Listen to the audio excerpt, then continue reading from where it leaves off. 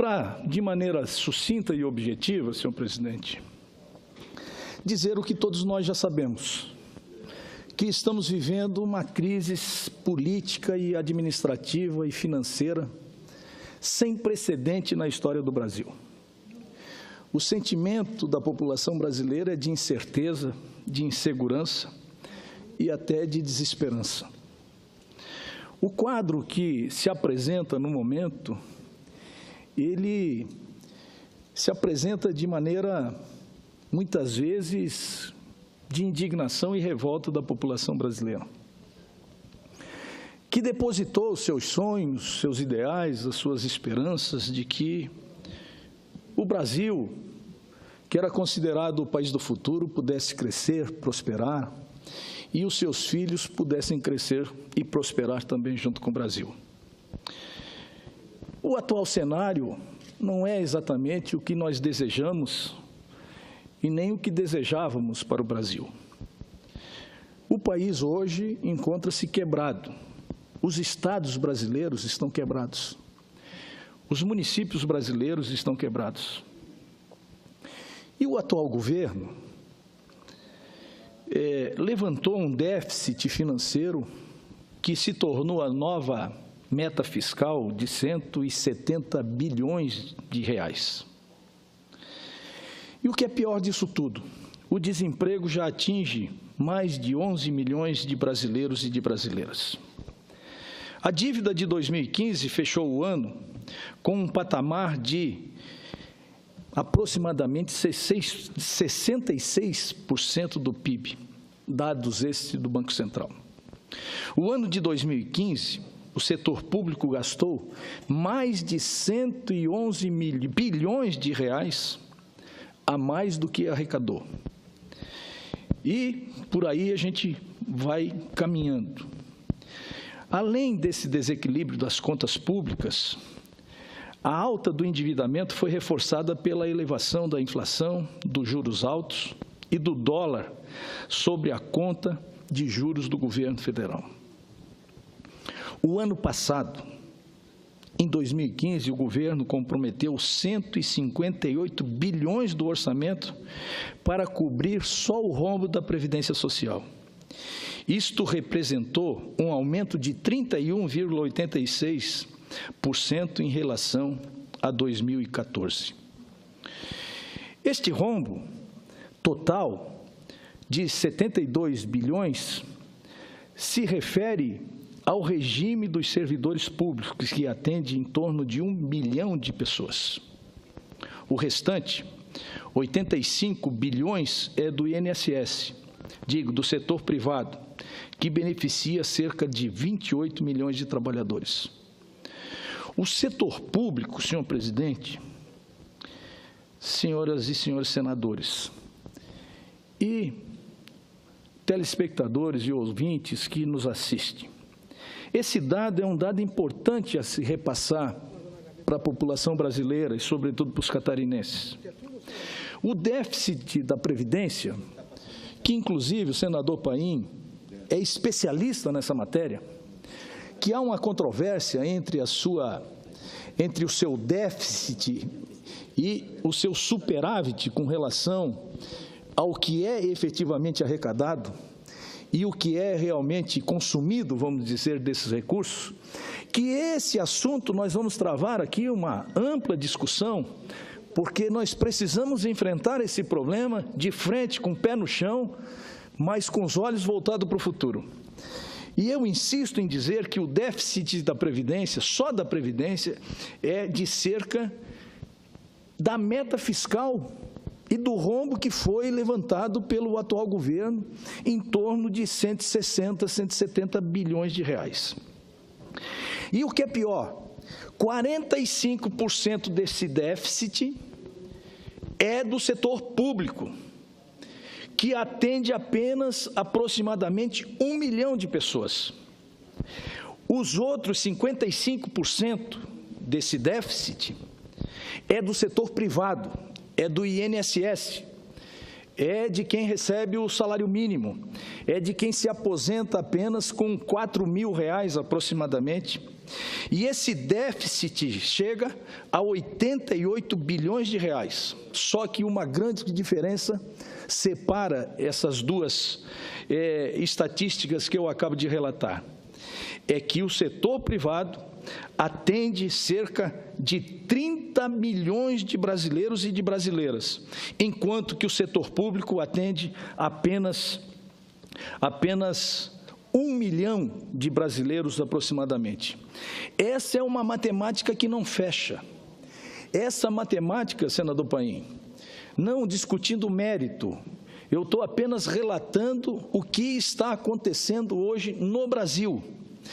E para nós fazermos uma análise mais apurada do Brasil real, é só nós pegarmos o relatório de execução orçamentária de 2015. Nós vamos perceber imediatamente, a olhos vistos, que tem algumas questões que precisam e que merecem uma ampla reflexão. Como, por exemplo, os juros, o serviço da dívida, e por aí afora nós temos que caminhar. O ano passado, nós desembolsamos dos poucos recursos de todos os brasileiros e das brasileiras, com o serviço da dívida interna, cerca de 381 bilhões de reais. E com o refinanciamento da dívida, cerca de 550 bilhões de reais. E ainda um pequeno valor que, graças a Deus, nós não temos hoje mais a dívida externa. Senador Paim, Vossa Excelência lembra da discussão da dívida externa? Eu me lembro bem, eu era prefeito e essa discussão, ela permaneceu durante anos. E o Brasil, em um determinado momento, cresceu, prosperou, e o presidente Lula, diga-se de passagem, foi lá e pagou a dívida externa. Hoje, a nossa dívida externa é de 21 bilhões de reais, quer dizer, não é nada. Nós desembolsamos, o ano passado, cerca de 21 bilhões de reais com relação ao refinanciamento da dívida externa. Isso somado significa 960 bilhões de reais. E por que essa dívida é tão alta? É tão alta porque os juros são altos demais. Nós estamos praticando no Brasil hoje uma taxa Selic de 14,25%. Isso destrói a economia brasileira. Destrói, de certa forma, tanto, mas tanto, que nós pagamos de juros e do serviço da dívida 900 bilhões de reais e investimos em transportes 1% disso, cerca de 9 bilhões de reais investimos em transportes. Eu vi aqui o senador Valdir Raupp, agora, preocupado com a logística, com as obras de infraestruturas, com as rodovias, com as ferrovias, com aquilo que transporta a riqueza nacional. Eu assisti aqui, do qual, inclusive, peguei uma parte do senador Paulo Bauer, onde ele demonstrou uma preocupação enorme também com relação às obras de infraestrutura em Santa Catarina, que eu passarei a relatar daqui mais um pouco de tempo. Mas o que é pior, quando eu pego essa planilha do relatório de execução orçamentária de 2015, eu não posso me conformar, como administrador que fui, defensor da gestão de resultados, de planos de metas, de avaliação, de encaminhamentos, de metas, de relatórios, para que efetivamente a gente possa acompanhar em tempo real aquilo que precisa ser feito, quando, na verdade, nós, volto a repetir, gastamos 960 bilhões de reais com o pagamento de juros e com o serviço da dívida, e investimos em saúde, foi pago em saúde, no ano de 2015, 93 bilhões de reais.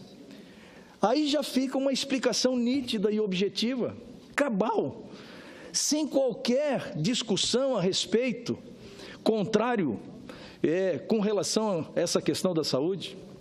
Não tem como financiar a saúde com apenas 93 bilhões de reais. Aí as nossas crianças ficam, quando precisam, nos corredores dos hospitais e não são atendidos. Há que se reconhecer que o sistema de saúde, nos últimos 10, 15, 20 anos, passou por uma grande transformação. Eu sou prova e sou testemunha disso.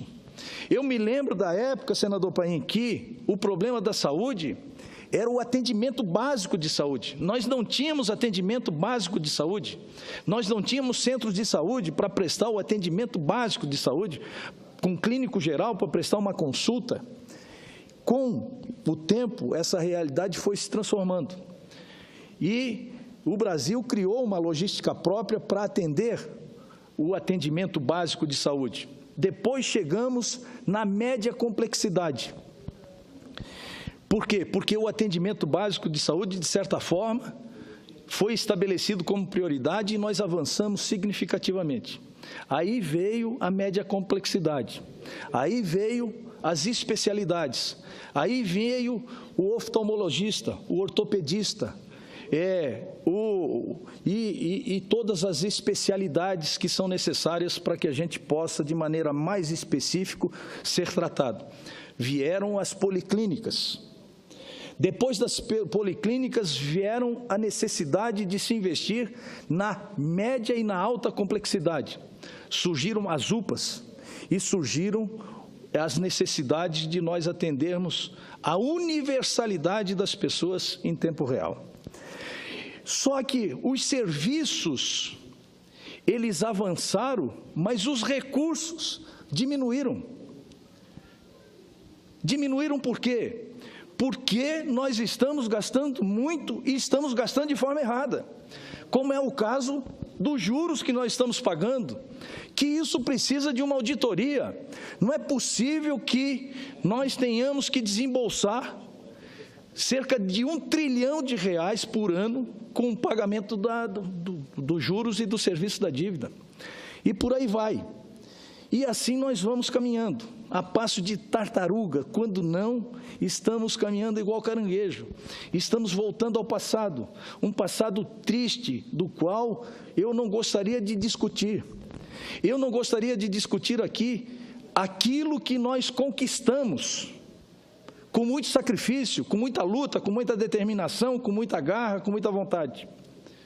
Eu gostaria de estar discutindo aqui aquilo que nós ainda precisamos conquistar para construir uma sociedade mais justa, mais igual, com menos desigualdades, com menos diferenças, porque se nós somos diferentes, talvez, é porque tivemos oportunidades diferentes. E eu conversava com o senador Paulo Paim, agora ainda, antes de usar essa tribuna, dizendo que, muitas vezes, o que nós precisamos é apenas de uma oportunidade, que ela não chega.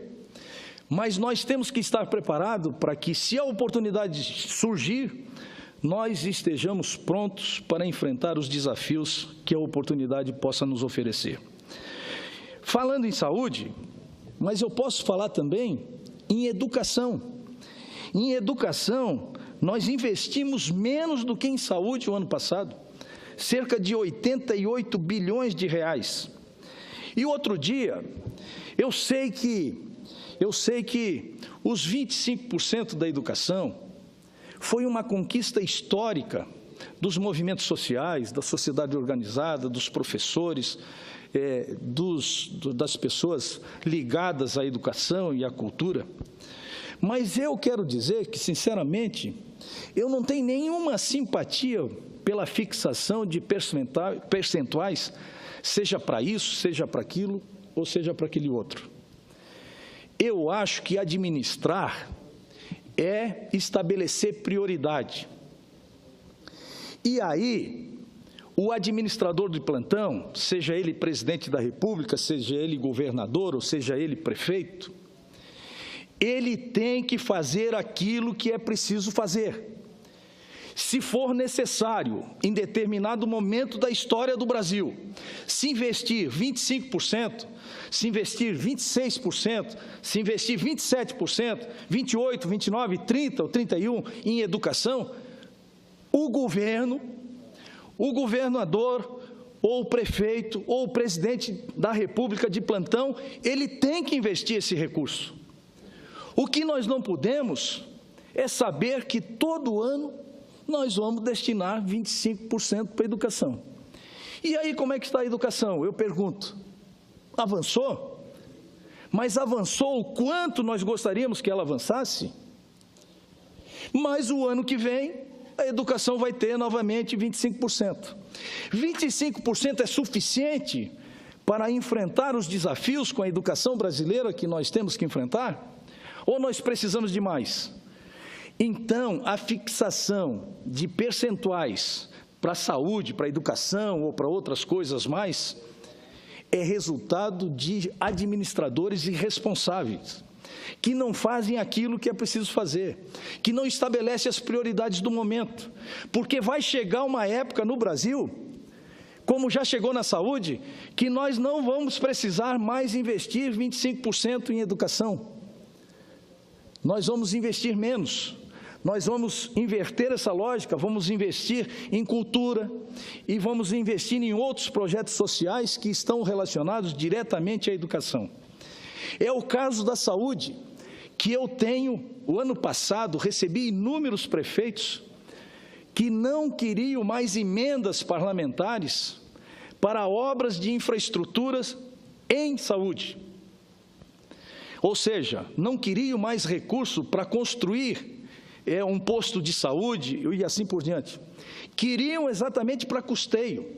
E nós, essa casa aqui, fez um esforço para alterar as normas para que agora, efetivamente, os prefeitos brasileiros possam também investir recursos de emendas parlamentares em saúde para custeio. Por quê? Porque aquela máxima da logística, ela foi, de certa forma, atendida.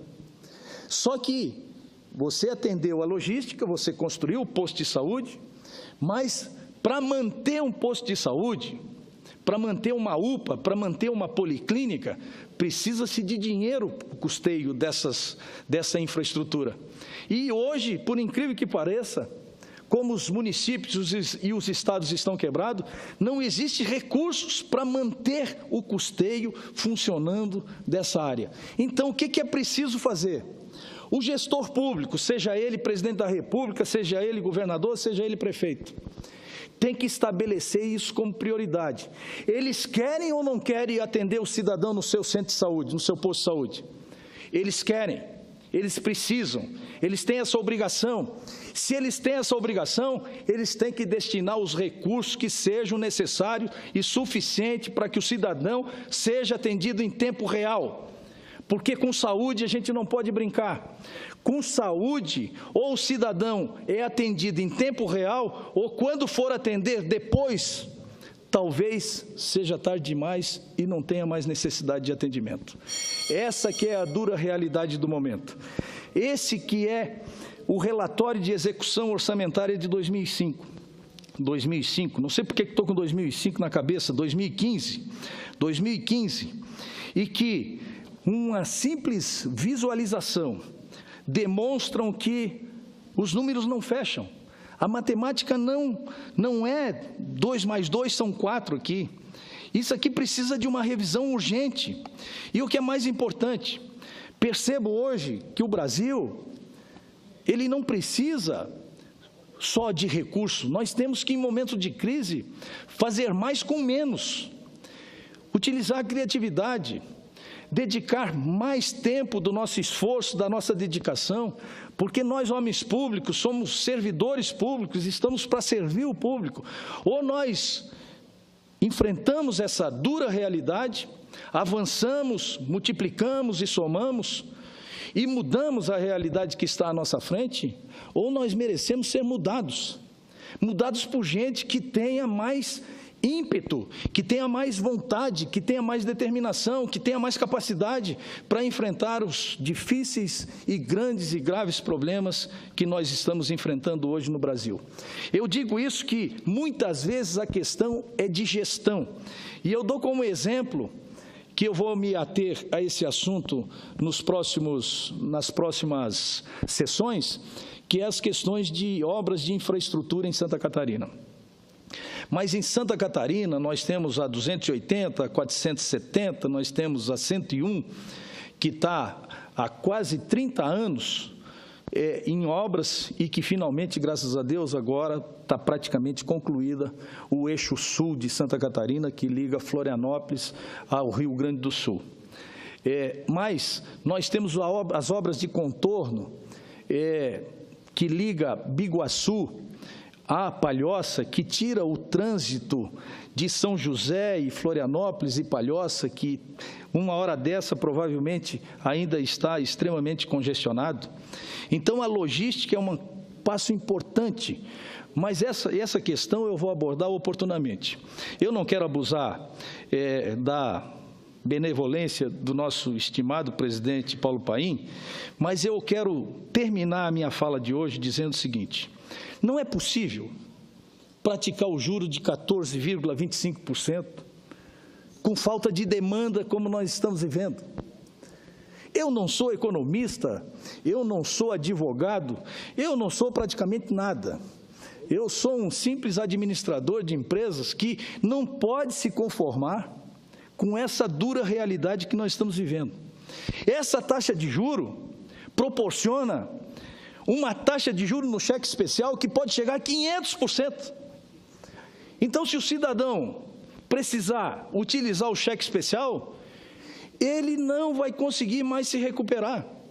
É um cidadão que vai ficar insolvente, porque a taxa de juro ela é galopante, ela progride em progressão geométrica, e os recursos do cidadão que são corroídos pela inflação e que acaba com o padrão de vida do brasileiro e da brasileira, acaba fazendo com que ele não tenha mais condições de sobreviver. O cartão de crédito, a mesma coisa, 500%. E todo mundo me diz que o problema é que a inflação não diminui. Mas eu sempre entendi, salvo o melhor juízo, gostaria que alguém me convencesse e que pudesse me explicar, de que a inflação, para combater a inflação, se aumenta a taxa de juros. Não foi isso que aconteceu na China no ano passado. A China diminuiu, se eu não me engano, 4 vezes a taxa de juros para que pudesse fomentar o crédito, porque sem crédito não há investimento, sem investimento não há produção, sem produção não há consumo, sem consumo não há imposto. E sem imposto, a União vai à falência, os estados vão à falência e os municípios vão à falência, que é o que está, infelizmente, acontecendo no atual cenário da política brasileira. Essa é que é a triste realidade. Eu quero que alguém possa me explicar por que nós não podemos baixar essa taxa de juros. Ao invés de 14,25%, vamos baixar para 10,25%. Vamos tirar 4 pontos percentuais. E só aí nós vamos economizar 60 bilhões de reais. Se o déficit que foi apurado pelo atual governo é de 170 bilhões de reais, só 60 bilhões de reais nós podemos tirar aí, porque cada ponto percentual que nós reduzirmos da taxa de juro de 14,25% representa aproximadamente 15 bilhões de reais. Vezes 4, 60 bilhões de reais.